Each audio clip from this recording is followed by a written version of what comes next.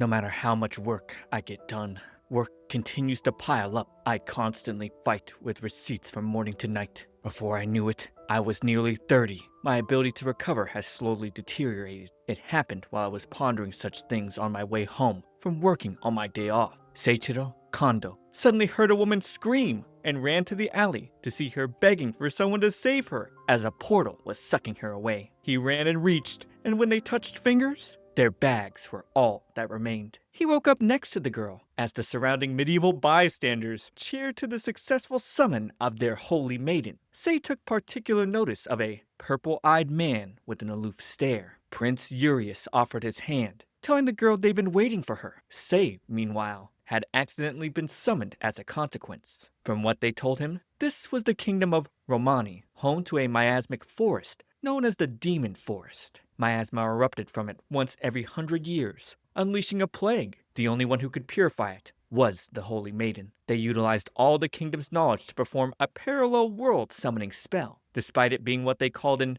act of God, they apologized for involving Sei and bore full responsibility. The Prime Minister decreed they provide him with all the food, clothing, and shelter he needed. They asked the other worlder if there was anything else he desired. Hearing he could live his days out doing nothing, he thought this really was a dream. However, he still asked that they please let him work. After being a working member of society for 7 years, he completely internalized the corporate slave mentality and couldn't help answering the way he did. He stayed in a dormitory where many of the palace civil servants lived. He ended up taking a job at the royal accounting department and wondered if his skills would be sufficient in this world. Laying back, he hoped that girl was alright. Hearing knocks at his door, he'd be greeted by Norbert Blanc. Their boss had him bring Sei some documents and clothes. Norbert was quite friendly, seemingly golden retriever-like. He also thought Seiichiro was too much to say, and came to the same conclusion I did by calling him Sei. They used Arabic numerals here, and words translated automatically, so Sei was able to read with ease. He'd suddenly be approached by the dazzling guy from the other day, who asked what Sei was doing here. Sei explained he was waiting for a helmet from the Royal Accounting Department. Norbert came running towards them and was shocked to see Commander Aresh Indolark. Aresh sighed, and glancing at Sei, his eyes widened. Aresh took off shortly. Norbert had never seen the commander of the Third Royal Order up close before. He wondered if perhaps Aresh was worried, since Sei was from another world. He's heard Aresh was ruthless, but maybe he had a nice side too. Norbert explained the Third Royal Order was full of elite knights who could wield both magic and swords. Commander Indolark was in a league of his own though. Handsome, strong, and the son of a marquess, so he was from a good family. A rare prodigy who made Knight Commander at an exceptionally young age. Their boss, Helmut Samaria, showed them to the accounting department, and they'd start by having tea. Shortly, it was already time for lunch, so they went to the cafeteria. By evening, when everyone was heading out, Sei was taken aback. He couldn't believe everyone left promptly at the end of the workday. Bro has Japanese salaryman Stockholm Syndrome. Helmut told him since tomorrow was his day off, to take the time to buy anything he needed in town, and paid him promptly. The next day, Norbert took Sei shopping. The currency they used here was called rula. 4 rula was about equivalent to 100 yen, or 64 cents in real money. Sei took notice of an abacus and decided to buy it. Looking at pens, Norbert told Sei they had pens in the office. However, Sei wanted his own. He wanted a pen with magic ink that didn't need refilling, despite its expensive price. He figured he'd have to work hard starting tomorrow to save up. The next day, the co-workers stood stunned, with Sei having come early, tidying up the place. Norbert would ask if he slept well last night, and even though Sei replied yes, Norbert couldn't make sense of it with the super dark bags under his eyes. Norbert gave him a nutritional tonic to take tonight to get good sleep. Sei was then alerted the Holy Maiden was calling for him. Urius scolded him immediately for being late, though she told Urius she was the one who asked for him without warning. Yua Shiraishi introduced Urius as the kingdom's first prince, who'd been looking after her here. Sitting and chatting, Sei asked what she intended to do from here, and she firmly answered she wanted to do her part as the Holy Maiden. There were a lot of people in the kingdom suffering, and she was the only one who could help. Prince Urius would suddenly get called away with an urgent request from his father, so he left things here to Aresh. Sei told Yua that while it was fine to have some sense of justice, she should give some thought to her situation and surroundings. Regardless of the duties of a holy maiden, she was kidnapped and summoned to work for people of this kingdom. He recommended she thought well about what that meant and be certain of the conditions before she acted.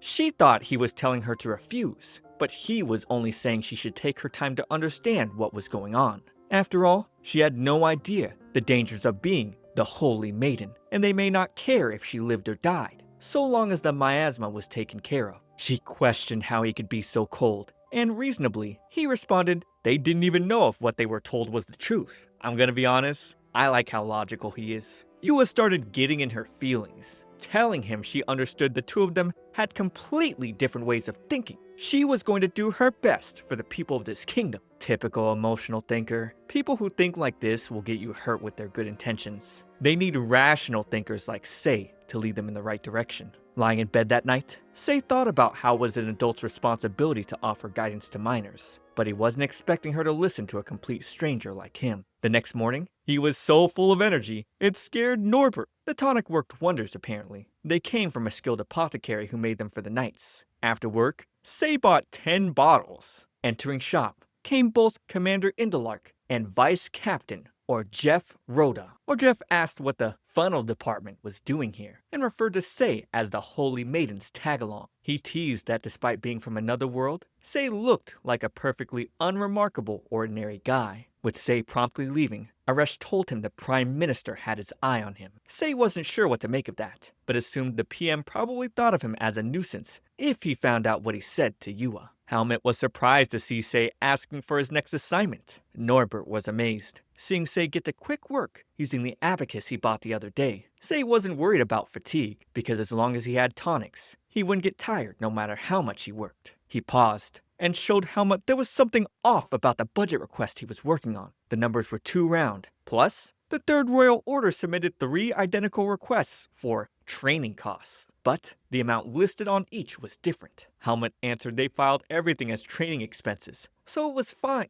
This pissed Sei off. He stopped Helmut from stamping approvals without examining each receipt carefully. Norbert assured him it was fine, but now Sei realized why they were called the funnel department. They literally acted like a conveyor belt for the Third Order. It was only an accounting department in name, when really, it was a front for the upper class to do as they pleased with national taxes. He knew there was no way things could run smoothly without a balance of income and costs, and needed to investigate how they were dealing with the shortfall of money. He told them from now on, they return any incomplete forms that had no written explanation of why. They needed to let the requesters know they wouldn't tolerate wasteful spending. Or Jeff would approach Aresh, letting him know how recently their budget requests were being rejected and returned. Hearing it had to do with the funnel department, Aresh took a stark pause. Spotting Aresh, Yua would run up to him, and Prime Minister Camille Carvada reminded her she mustn't run in the halls. She apologized, and the two made small talk about her classes. She thought her instructor was scary, but would probably be able to work harder if someone as kind and cool as him were her instructor. Or Jeff couldn't believe she was saying this about their heartless Prime Minister. Having looked into things, Sei could see all the deficits had been paid for out of the Demon Forest Countermeasures Fund of the defense budget. The Demon Forest miasma only erupted once every century. It would seem they've grown comfortable spending the money set aside for that. But if the miasma started causing damage, contaminating plants, spreading to animals and humans, that would definitely lead to a fall in tax revenue. The kingdom's coffers would bleed dry at this rate. A knight from the order came shouting, asking why they refused another budget request. They've loosened restrictions, but he still came every day to complain. Another knight came over to say there was trouble. There was an official occurrence of miasma. Sei buckled down and went harder to work, doing everything he could on his end. During a meeting, the Prime Minister read out the reports on disparity between national income and expenditures for the past 2 decades, as well as the specific amount spent by each department. On top of that, a calculation table for the total losses expected by potential miasma damage in the future. He asked Helmut about this. The knight from the other day argued with Sei again, and Camille came by, looking to offer Sei a proper position. Sei was intimidated. Camille likely had the same authority as the Prime Minister did in Japan. Camille hereby appointed Sei to assistant director of the Royal Accounting Department because of his excellent report. Both the wealth of Sei's information and his writing was impeccable. He hoped Sei would continue to serve their kingdom faithfully. Sei was sick of management. He wanted to work without responsibilities or restraints. Unfortunately, Camille took notice that he did indeed have management experience. His coworkers would later congratulate him on becoming their superior. That evening, he'd go out to buy more tonics because he ran out, and going to take another sip, his heart pulsed. He fell to the floor, and that's when Aresh would find him at the apothecary. The store owner told Aresh the royal errand runner came by today. Aresh didn't know who he was referring to until the man described the bespectacled civil servant with terrible bags under his eyes. Noticing Sei's overdose symptoms, Aresh would cast healing magic with a sweet melody. But Sei's chest suddenly felt hot due to magic sickness. It was because he was an otherworlder. The commander knew nothing good came from being involved with an otherworlder, but he didn't have much of a choice now. When Sei finally woke up, he'd find Aresh on top of him with his shirt unbuttoned. It was quite the healing process. Luckily, Aresh had suppressed his symptoms with the life force spell. Sei couldn't remember anything that had happened. Plus, given the scenario, he couldn't even think straight. The commander explained that his magic was too powerful for Sei, hence his magic sickness. From here on, he needed Sei's consent before doing anything more. At this rate, he might end up dying from getting crushed by the powerful magic. The treatment involved familiarizing the patient with the caster's magic. Though he didn't really understand, Sei didn't want to die. Mostly because of his work. This guy really needs a life outside of his job. As he accepted, Aresh took off his clothes, running his hands around Sei's body. Then, he'd kiss his patient. But this was only the emergency treatment, meaning they'd have to go all the way. Waking up the next morning, Sei felt fine, both mentally and physically. Looking at the time, he realized he was late for work. Before rushing off, he promised to thank the commander later on for saving his life. Aresh freaked out, especially considering the night they just had. While working, Sei was discomforted by the pain in his lower back. However, his mind felt clear, and he was in better shape than usual. His mind flashed back to the events of the previous night though, but he'd quickly shoved the thoughts away. Not everyone could use magic, which was why the Third Royal Order, known for their magical abilities, held so much influence in the royal palace. It finally clicked that the commander used his precious magic to save his life, and even went ahead to do something he really didn't want to do. Ayo, how did Sei repay him? By rushing out of the room the next morning without thinking, ignoring the man he spent the night with. Not even a box of sweets would be enough to thank Aresh. So, Sei asked Norbert what would be the proper way to apologize to someone of higher status. Norbert told him that at worst, he'd be locked up in prison. Luckily, Sei was an esteemed guest from another world, so he was safe. He then asked how much magic usually cost, and according to Norbert, he'd have to pay in gold coins. One gold coin was about 2.5 million yen. Holy, that's a lot, guys. Sei considered asking if he could pay in installments. During magic lessons, Yua asked Aresh why he wanted to become a knight, but he wasn't about to entertain unrelated questions. He didn't understand why the sensibilities of otherworlders were so different from theirs. Yua was a holy maiden who was clueless as to how to use magical energy. She had the crucial task of purifying the demon forest's miasma, yet she didn't have a hint of urgency. Typical teenage girl. Moreover, Aresh was pissed about the fact that Sei abandoned him for some so-called work. He would then head over to Sei's office and drag him off to meet Cyril Quelbus, director of the Magical Bureau. Aresh explained to Cyril that Sei had nearly died from an overdose and magic sickness. Going through the records, the director found it weird. He examined Yua, and she had no abnormalities. Since Sei was caught up in the summoning ritual, Aresh suspected he might not have received the blessings Yua did. So, he scolded Cyril for not examining Sei properly. Sei could see his own position. The kingdom might be taking care of him on the surface, but they'd be perfectly happy if he went and died on his own. Cyril speculated Sei had no resistance to magicules. These were a type of energy present in the air. They tended to be abundant in herbs, used as raw materials for medicine, making them likely the culprit in overdosing. But these magicules were also present in all types of food, so Sei should have shown symptoms earlier. Hearing that his meals were mostly made of vegetables, the doctor was stunned. How did he even survive off that? Well, Sei explained if he ate any meat, he'd suffer from indigestion. Now he figured it was due to the magicules. Moreover, he's always had a weak stomach, thanks to his unhealthy lifestyle and lack of sleep. He thought his indigestion was just normal. Even Cyril knew something was wrong with this guy in the head. he would cast a magical observational spell. Sei was amazed. This was the first time seeing magic while fully conscious. It was like having a CT scan. When the process was done, Arash held his hands, helping him acclimate to the magical energy. They'd have to stay like this for a while. Zero confirmed that Sei had almost no resistance to magical energy or magicules. But it wasn't completely zero. He was slowly gaining resistance. So if he focused on eating things with low levels of magicules, he would eventually be able to handle all foods normally. Till then, medicines high in magicules were forbidden. Sei argued that his fatigue went away and he felt more comfortable when he drank the tonics. But Zero told him his body didn't have the capacity to withstand something like that. The only thing that made him happy since coming to this world had now been taken from him. Sei couldn't wait to get back to work, but he didn't expect Arash to go to the cafeteria with him and fill his plate with the proper food he was to eat. Everyone else couldn't believe the commander was actually taking care of someone. Since Sei couldn't finish all that food, Arash told him to focus on the meats and grains. He needed to build up his strength. Returning to the office, Norbert comforted Sei and asked if Arash was the one he had put out for. Sei explained that the commander had saved his life the previous night, and today he'd been worrying about him. Norbert was amazed Sei didn't get punished for causing trouble for the commander. Realizing that he really could have gotten in trouble, Sei thought he needed to apologize and compensate Arash. But for now, he needed to clear up the work on his desk. He'd noticed another deliberate inflation of numbers, so he rejected the request, checking budget requests from each department, calculating necessary expenses, all while his work hours were eaten up, dealing with incessant complaints. There was barely enough time in the day for him to handle all this. If he had those nutritional tonics, he'd be able to cut back on sleep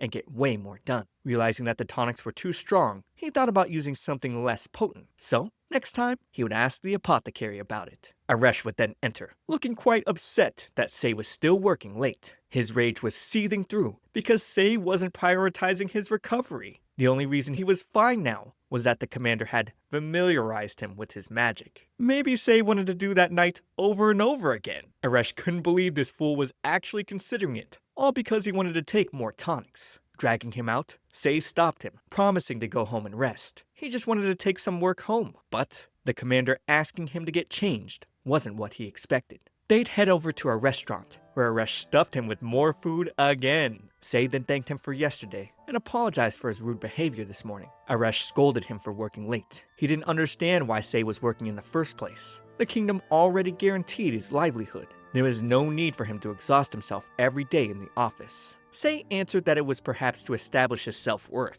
Arash went, "Huh? It didn't even make any sense." Either way, Sei felt more at ease while working. The commander argued there was no point in him working to the point of ruining his health, but Sei was the type who couldn't help but get absorbed in things. After all, he was doing this voluntarily. However, he promised to look after his health more. Arash got really irritated just looking at this guy. There was still something he couldn't explain. About not liking the video and subscribing to my channel, because here on my Shoujo Weekly, I'm even covering the gay anime for you. Maybe I should turn this second channel into a BL one. What do you guys think? Well, if you're looking for more hour-long plus series outside of that, check out my completed series playlist on the main channel. You'll find tons of videos to listen to all day, so come on, subscribe to keep the bad thoughts away. This was the third time Arash had managed Sei's lunch. On top of that, the commander would take him out to the courtyard after eating and wouldn't let him go until the very end of his lunch. It was the same for dinner. Sei would get picked up after work, and Arash would take him out for a delicious meal and leisurely time. Even now, the commander served him a cup of tea, Sei's favorite flavor. For such a distinguished personage, Sei questioned why he was being so attentive to him. But at this rate, he wouldn't be able to finish all the work he planned, leaving him with only one choice: take the work home. If only it were that easy. Arash was waiting outside for him after work, suspecting he was up to something. But Sei made it clear he wasn't the type to waste his energy on pointless struggles. During dinner, he mentioned that he wanted to properly repay the commander for saving his life the other day. Arash didn't want anything, but Sei felt he needed to do something about this soon. Arash wanted him to spend his day off sleeping, but Sei had no plans for that. Instead, he wanted to learn more about this world by visiting the library. The commander argued that it was more important for him to get some rest. Also, he warned Sei not to take any of those nutritional tonics again. Smiling, Sei promised not to. After all, he nearly died. Arash's eyes widened, seeing his expression. He thought whenever Sei smiled, it somewhat alleviated the aura of exhaustion about him. But just after dinner, he'd catch Sei trying to get another tonic. Bro is an addict. Sei tried to explain that he was simply looking for an alternative, but Aresh wasn't buying it. He decided to order the store not to sell anything to him from now on. An abuse of power? Maybe, but it was for Sei's good. Sei would squirm in pain, suffering from a headache. So, the commander used his healing melody to relieve him. He then kissed Sei, saying this would be enough to take care of it. Sei had his share of romantic experiences, but knew their relationship was strange, even for another world. At first, he thought Aresh was the kind of man who couldn't abandon someone after picking them up. But yesterday had him thinking differently. Shaking the thought off, his mind shifted to the damage from the demon forest's miasma, which was progressing slowly but steadily. The Holy Maiden wouldn't be dispatched for some time. He wondered if purification was even something that could be done in a single attempt. Either way, he needed more information. At work, another budget request from the Third Royal Order came in. Without a second thought, he denied it. He wanted to start information gathering, but wasn't even halfway done with his work. Sadly, he'd have to put it off, as the Prime Minister requested for him. Camille wanted to know about the budget proposal he created the other day, and as he thought, Sei's mind worked in a very interesting way. While he couldn't deny his lack of knowledge concerning various aspects of budgeting, it was to be expected. Noticing that Sei hadn't asked about the Holy Maiden, Camille wondered if he wasn't worried about her.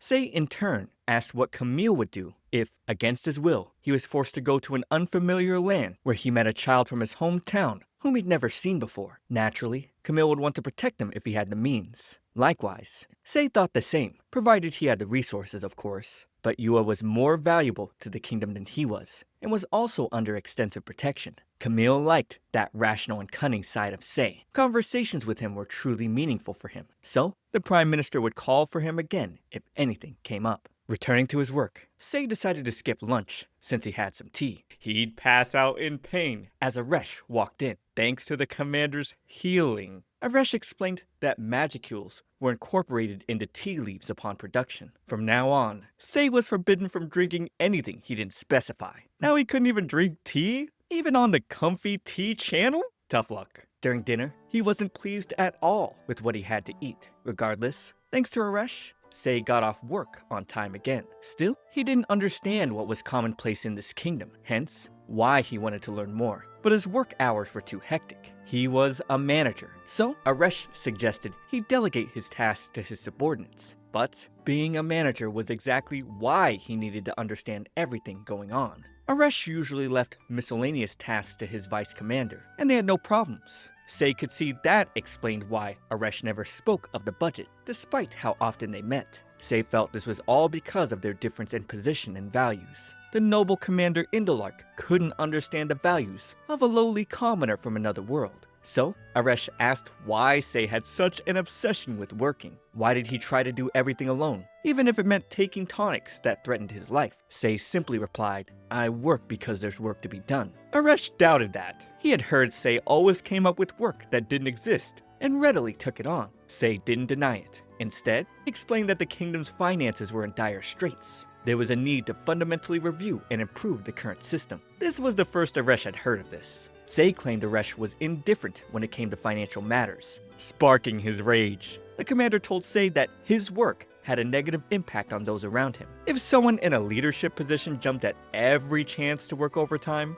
it flustered their subordinates and made the work atmosphere unpleasant. Those words struck Sei's heart. He promised to do his best to change, but he obviously had no intentions to do that. After dinner, Sei asked Aresh why he never brought anyone close to him to the restaurant. We'd learned the restaurant was started by a man who used to be a chef at Aresh's estate, and it was also his secret hideout. That's why he hadn't told anyone from the Third Royal Order about it. The following day, Sei's words weighed on his mind, causing him to notice that Harvey and Matthew weren't around. Even during his lessons with Yua, he kept thinking about what Sei told him. She'd call his attention, showing that she was done with the task. With this, he was sure she'd be able to handle the demon forest. Compared to Sei, she was unaffected by magicules, had magic energy, and was in good health. He felt he was comparing her to someone too weak. He ended the lesson and was about to leave when she asked him to have lunch with him. But he had plans to have lunch in the dining hall. Yua decided to head over there as well. Unexpectedly, she'd meet the commander with Sei. The three of them would end up on the same table, along with Norbert, who was dragged along. Poor guy. Seeing how Sei worked even when he didn't have to,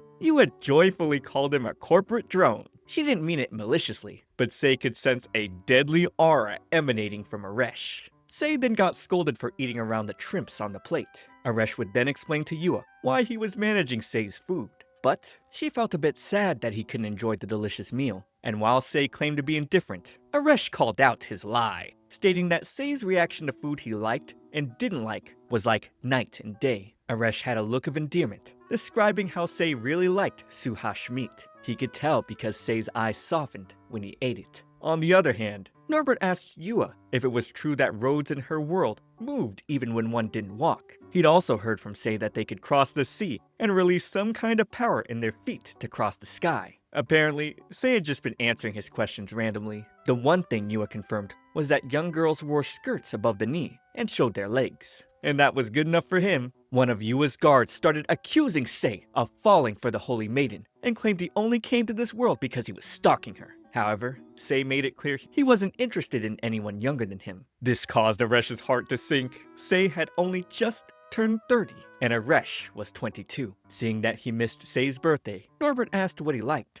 offering to give him some tonics. Sei would have loved that, but Aresh wasn't about to let him have any. Suspecting that he was tired, Yua decided to use her healing magic on Sei, but Aresh quickly snatched him away, making it clear that he was the only one allowed to lay a hand on him. Over in a warehouse, Aresh performed some healing on Sei with kisses. He considered putting a barrier on Sei, but it would take a lot of magic energy. Sei's body would have to take all that, and then get familiarized with the magic at night. The next day, Orjef noticed fewer documents on Aresh's table. The commander had compiled a draft for their next expedition. He voluntarily did paperwork? Orjef could hardly believe it. Aresh then asked what reason there could be not to give someone younger the time of day. Now he was asking about love? The vice commander told him that people with large age gaps often had different values. Orjef wondered who the special girl was and wanted to go find her right now.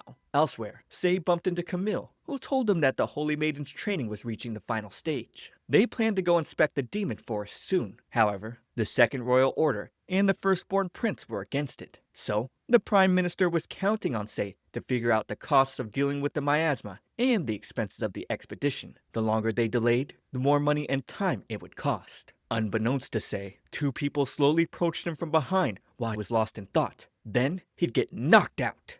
Realizing he had forgotten to give something to Sei, the Prime Minister turned back to look for him. He thought Sei was so capable and considered giving him the authority to act independently. Camille would hear groans coming from the door nearby. Going inside, he was shocked to see Sei bruised and battered. Meanwhile, Orjef asked Aresh what kind of person he was interested in. The commander began thinking about the kind of person Sei was. A man who had no resistance to magicules, but insisted on overworking his exhausted body. He was also a picky eater who kept trying to sneak in tonics. Thinking about it now, he saw Sei as troublesome and infuriating. Still, Sei was someone he couldn't leave alone. A bittersweet feeling. Orjef was sure this had to be Aresh's first true love. Someone from the Royal Medical Bureau would come in, explaining what had happened. Without delay, Aresh would rush off to find Sei. While Sei lay in bed, Cyril tried to explain to Camille that only one person could care for him. Due to that, he couldn't heal Sei. More like, it was better for him not to treat Sei. Sei's peculiar constitution was connected to his relationship with Aresh.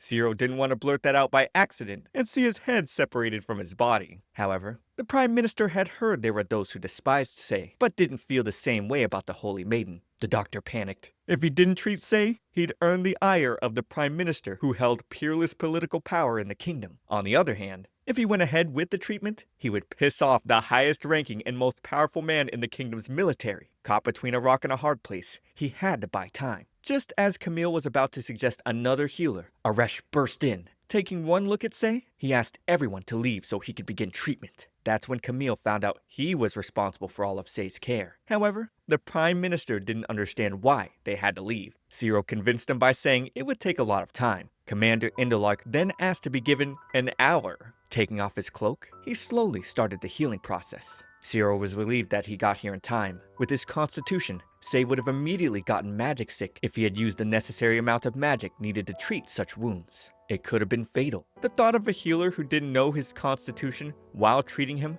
sent shivers down his spine. Plus, there was the issue of acclimating Sei to magical energy. The best thing was to leave Sei to Aresh, and then figure out how to get through this situation. Sadly for him, Camille wasn't about to go anywhere until the treatment was done. Sei was in agonizing pain. He recalled the voices of those who had beaten him up, all because they saw him as a scoundrel who dared to have feelings for Yua. Seeing that they didn't plan to kill, he decided to wait out the torture. Once they were done, he couldn't move, and if left like this, Sei feared he might die. Aresh's soft singing reached him, and he recognized this warm feeling.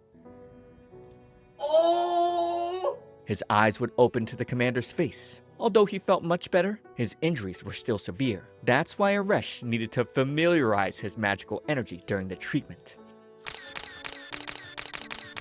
He let Sei know this would take some time, and his dear workaholic apologized to him. Hearing those words and seeing how soft he looked, Aresh felt something. Then, he would go ahead to finish the procedure. After they got dressed up, Aresh asked Sei if anywhere still hurt. Though there was no pain, Sei noticed his voice was hoarse. Seeing that he was in the palace infirmary, he figured someone must have carried him here. So, he wanted to thank whoever that was. Aresh would then notice his glasses were broken, but it was still better for Sei than not wearing them at all. He also didn't want his clothes cleaned with magic. For him, this was perfect. His memory was hazy from when he got beaten up until his treatment was over, but he would never forget their voices. Two of them were men from the Third Royal Order who kept complaining about expenses. The other was the Second Order Knight who harassed him during lunch. Cyril and Camille would then come in. Aresh seemed startled, hearing that the Prime Minister was the one who brought Sei to the infirmary. For the Prime Minister to have brought him here and to be treated by the commander of the Third Royal Order, Sei realized this was an incredibly lucky turn of events. Aresh would then ask for details of what exactly happened. Shortly after, Orjeff told Harvey and Matthew that the commander was calling for them. The vice commander thought about how these two liked to storm into the royal accounting department over expenses. This made him wonder if they had filed a complaint about it. Entering the office, they immediately sensed Aresh's ominous mood, calling them by their full names.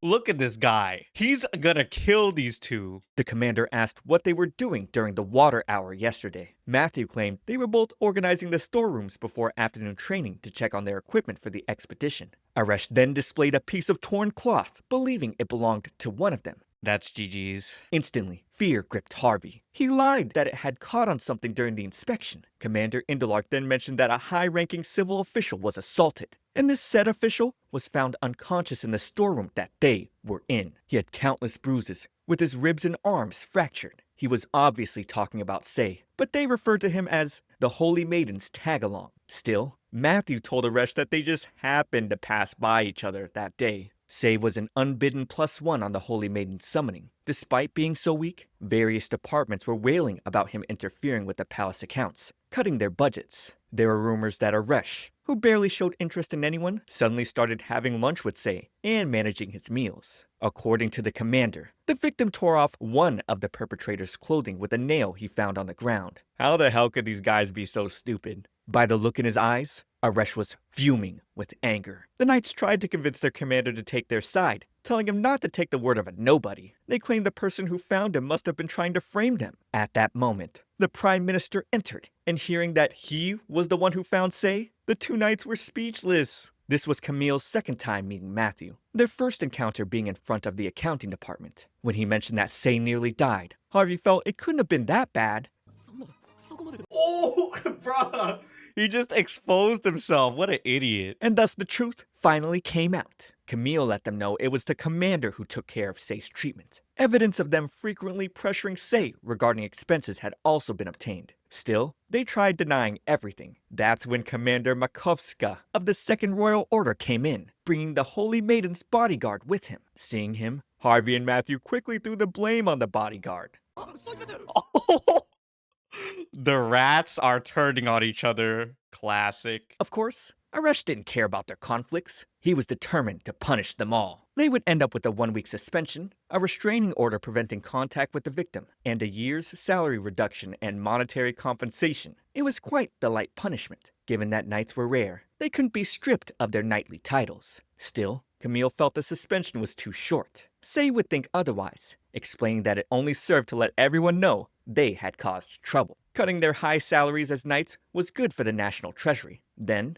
there was compensation for damages as well, including the medical expenses. Sei was sure to collect all 400,000 rula from the three of them. That was equivalent to 10 million yen. The Prime Minister didn't get why he wanted to settle things with money, but the only value Sei saw in them was money. Thanks to this, the kingdom had issued a statement declaring that Sei was a protected individual, and now the second and third royal orders owed him a favor. Also, the Holy Maiden's Demon Forest expedition getting moved would greatly reduce their expenses. As he gave the Prime Minister some documents to look at, Aresh walked up to him, scolding him for not taking proper rest, despite sustaining serious injuries. You'd think this guy cared more about his life, but to be fair, this is probably what we expect of Sei by now. Or Jeff was stunned, seeing his commander talk this much. After dinner, Aresh apologized to Sei on behalf of his subordinates. The guilt for not supervising them properly ate at him. However, Sei didn't expect much from him when it came to managing his subordinates. More importantly, he apologized for making the commander treat him again. This time, he offered proper payment. Not only had Aresh saved his life twice, but the commander also offered to cast a barrier spell on him. Sei extorted this money to be able to repay him. Recovery spells were normally expensive,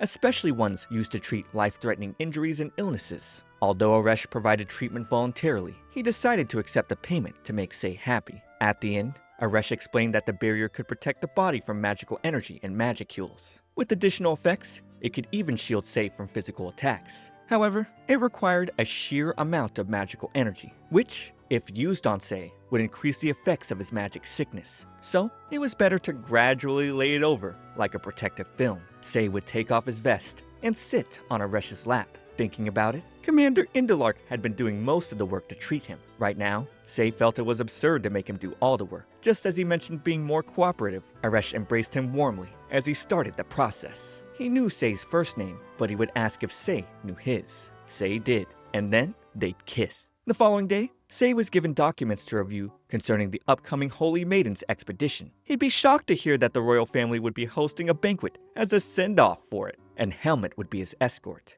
Sei knew this was all a publicity stunt to show off the royal family leading the expedition. The goal was probably to put pressure on them and to lead nobles to get a gander at promising talent. Depending on the scale, the banquet could seriously cut into the national budget. Meanwhile, Norbert was so pumped up about this. He'd come with his mother's personal maids the next day to help Sei prepare well. He even brought some formal wear. That's when Sei recalled Norbert was from a wealthy family. As the maids began their work, all he could do was scream helplessly. At the banquet, Aresh was stunned, seeing Sei dazzle in the spotlight. While talking with his colleagues, Sei was approached by the Prime Minister. Camille thanked him for his help with speeding up the expedition. He noticed Sei was looking much brighter, and he complimented how the outfit suited him. However, Sei thought about how he was forced into attending this obnoxious gathering, but he didn't intend to waste his time. Before he could ask Camille what was on his mind, Director Zoltan approached the Prime Minister. Seeing his purple scarf, Sei recalled it was the color of the Royal Sorcery Department. Thanks to his help with the summoning spell, Zoltan boasted that it wouldn't have been possible without them. They were even being asked to participate in the purification expedition,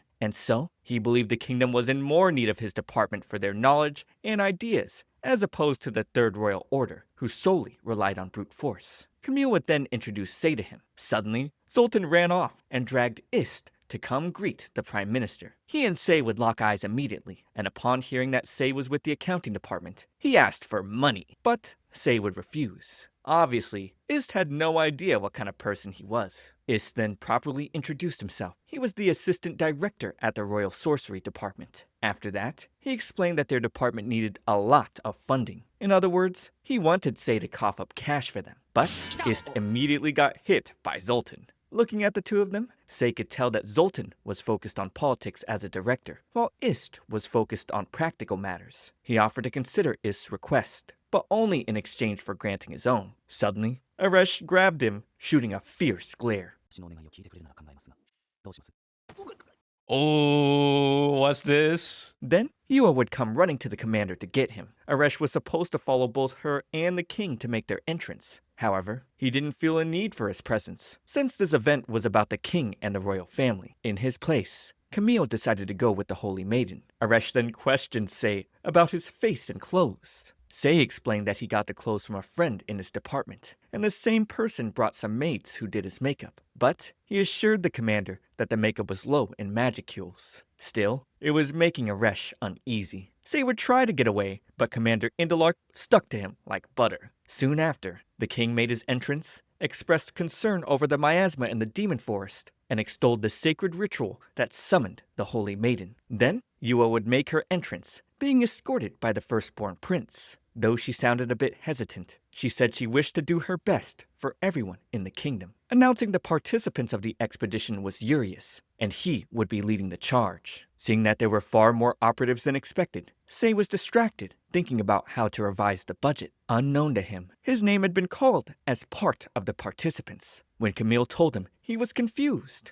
Aresh thought this was inconceivable, so he decided to speak to the king on Sei's behalf. Urius would walk up to Sei, saying, "Even the frail Yua is going. Yet, a grown man like you wants to run away?" Aresh explained that Sei had no resistance to magicules. Regardless, the firstborn prince demanded that Sei go on the expedition. Camille would also speak up, letting Urius know that if Sei went, it was tantamount to suicide. But the prince refused to listen. He probably hated the fact that Sei sped up the expedition. Sei's participation wasn't part of the plan. That was why he wanted to connect with Ist and ask a favor, although he believed it would be most efficient to see the situation for himself. So, he surprisingly agreed to go. Stunned and speechless, Aresh stared at him, almost like he wanted to ask if Sei had gone mad. The expedition was set to depart in 3 days. The journey there and back would take 6. In the precious time he had before leaving, Sei decided to visit Norbert's home. This way, he could thank everyone for the clothes and makeup they provided. Of course, he had another purpose. He wanted to speak with Norbert's adoptive father. Luckily, Norbert was happy to make the arrangements. Since the banquet, Sei had been busy delegating his work to the right people. All because of Aresh, who always dragged him out for lunch and picked him up when the workday ended.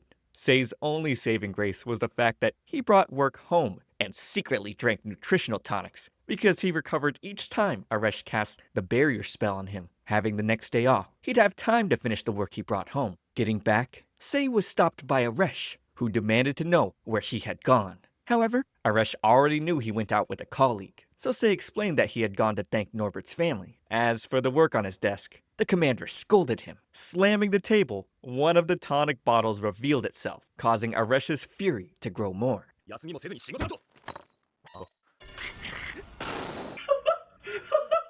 After being treated, Sei tried to get back to work, but Aresh refused. He advised Sei to put his health first and be more conscious of his own weakness. Sei was well aware. After all, if it weren't for Aresh, he'd die from simply breathing. Even for this world, their present relationship was strange. Aresh then mentioned he had already prepared expense summaries for the 2nd and 3rd orders. He would give it to Sei tomorrow when they depart. Aresh wasn't about to let Sei work right now for any reason. Sei asked if he had siblings, and Aresh mentioned having 2 older brothers and a younger sister. So, the unruly, handsome commander was the youngest child. That explained a lot for Sei. Although Aresh had a room in the knight's barracks, his family home was closer to the palace. That made it easier for him to live there. As for Sei, he was an only sibling. Thinking about it now, he felt it'd be better if he had a sibling. He was so busy with work, he rarely went home for Oban or New Year's. With their only son missing, Sei wondered what was going through his parents' mind. How were they spending their days? He was the only one they had.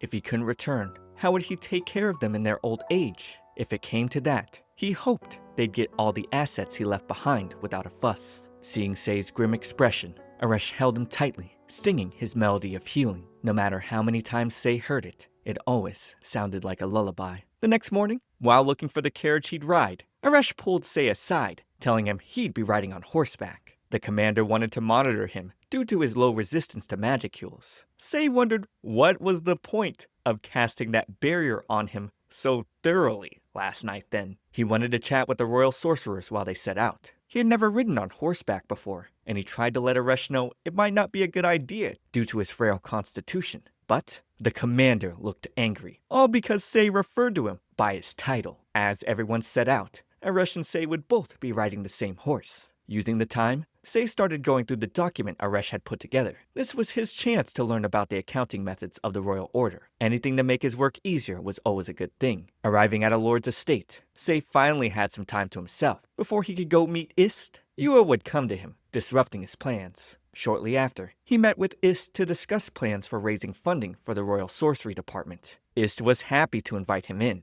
He was the type who honestly stayed true to his desires, and the kind of person whose hobbies became their line of work. For Sei, Ist would be easy to work with on a professional level, unlike one particular saintly brat. During his meeting with Yua, she begged him to switch places with her tomorrow. He explained to her that the Holy Maiden was the only one who could purify the miasma. On the other hand, he was the only person in the world most susceptible to miasma. Just breathing the outside air would weaken him. He was certain he would die. Yet, Yua was here, increasing the workload of those tasked to protect her, and asking him to risk his life. His words struck her like a dagger to the heart, causing tears to well up. Sei advised her to start considering things more seriously. This wasn't a world where she could blindly do as she was told and expect to live peacefully after. She didn't know this, but he planned to ruin her brilliant future as a holy maiden. Later on, Aresh heard about what he told Yua, so he made sure it wouldn't reach the king's ears. During the dinner party, Yua was visibly down thanks to Sei, but the fact she still came meant she must have given his words some thought. If the Holy Maiden had skipped the Lord's dinner party while staying at his estate, it would have been a great insult to him. As expected, Urius covered for her, saying she was tired for her journey, as he thanked the Lord for his hospitality. At first, Sei thought Urius was blinded by infatuation with her, but it seemed he needed to reevaluate his opinion of the prince. Holding Sei tighter, Aresh remarked, thinking Sei had no interest in the Holy Maiden. He could see he was mistaken. Sei definitely had interest in her. This made Aresh's heart clench. Afterwards, Sei figured it was about time for the commander to return to his quarters. But Aresh wasn't going to leave until he stopped working. He put his head on Sei's shoulder and asked him where he went before dinner. Sei figured he already knew about him visiting Ist. The commander complained about the way Sei always ignored him or postponed things with him while he was working. Oh man. He wants Sei's attention. I get it. Knowing what he said was true, Sei still tried to deny it. Upset with him, Aresh snatched his documents away and held him tight as they lay down. On the third day of the expedition, they finally approached the demon forest. As the carriage tripped, Yua began to panic. She had heard some animal noises, but her guard assured her that the knights were here to protect her. They wouldn't be outdone by any kind of ferocious beast. She offered to help with her healing magic, but it was best for her to remain at ease. The purification was all she needed to think about. Despite hearing about the miasma, everything had been so tranquil for her. Everyone protected her, so Yua lived peacefully. But she'd be very much worried for Sei, especially after recalling what he had told her. Meanwhile, Aresh and his comrades took out the beasts that were attacking. While Sei was taking notes, he'd be protected by Aresh. Arriving at the entrance of the demon forest, they would all proceed on foot from here. Civil officials were to wait, except for Sei. Urius wanted to drag him into danger no matter what. Sei thought about staying behind, considering Ist was here as well. But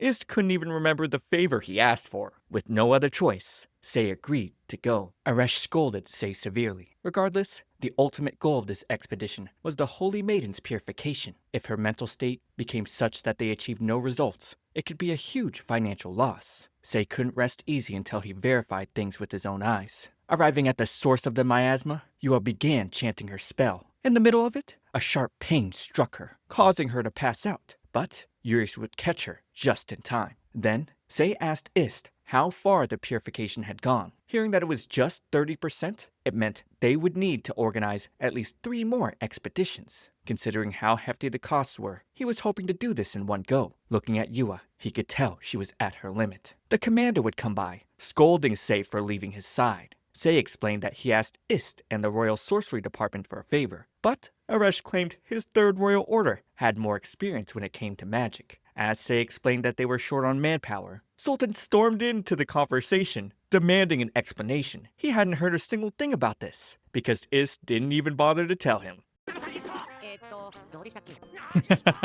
Calming the director down, Sei told him that they needed people highly practiced with magical energy and magic studies, which could only be handled by the Royal Sorcery Department. Of course, there would be special compensation for the job. Sultan doubted a mere assistant director of accounting could decide this, but Sei assured him that his director and the Prime Minister had already signed off on it. His plan was to have Zoltan, who was always eager to be in charge, instruct the others while Ist would select members more resistant to magicules. Before he could give out orders, Urius would interrupt him, asking who gave him the authority. Sei responded it was the Prime Minister, and he had a letter entrusting the matter to him. The prince argued about being in charge of the expedition. However, Sei told him this was a separate affair, and advised him to get Yua somewhere to rest. Surprisingly, she wanted to stay with Sei. Maybe she finally realized the dangers of this world and the precariousness of her own position. Unable to do anything for her now, Sei would ask her to return to town and get some rest. As she left, the prince still questioned Sei on what he was about to do. He seemed to be strongly motivated about the miasma. Sei then asked him to stand back with his guard to observe at a distance. As for the knights, they were to protect the members of the Royal Sorcery Department and record the details of the barrier they cast. Sei's plan? To protect the kingdom. Urias and Aresh stared in awe. It was preposterous. Barrier spells were a complex form of magic that only a select few could use. A barrier large enough to cover the entire kingdom would require far more sorcerers than they had. Zoltan confirmed this,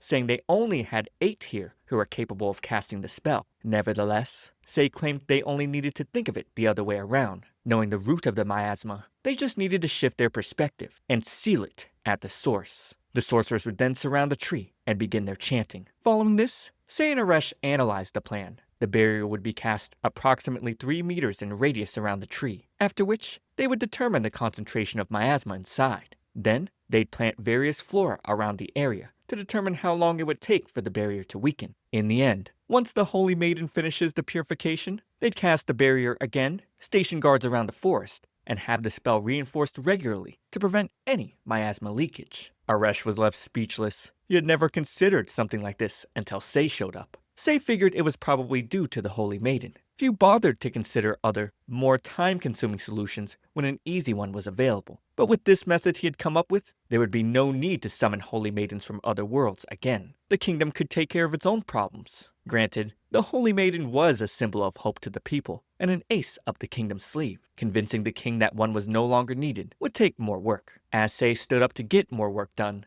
Aresh dragged him back to bed. Not again. He'd been exposed to miasma today, so it was time to reinforce the barrier. Even the knights with high magical resistance were feeling unwell. Yet, Sei was fine, thanks to the barrier. He couldn't tell when it started, but he had grown aware of the commander's feelings. As Aresh slipped his hands into Sei's shirt, he tried to stop the commander. He didn't see the need for this, especially since only physical contact was needed to familiarize him with the magic, not acts of pleasure. Suddenly, Ist walked in on them. Oh, well, that's awkward. Staring at him in the most threatening way possible, Aresh commanded him to leave. But Ist remained. He recalled sensing the commander's magical energy from Sei back at the banquet. It was odd for someone with no magical resistance to emit another's energy. Seeing the situation, Ist's curiosity was satisfied. Or so they thought. With an oblivious expression, he'd stupidly ask, "Can I stay here and watch?"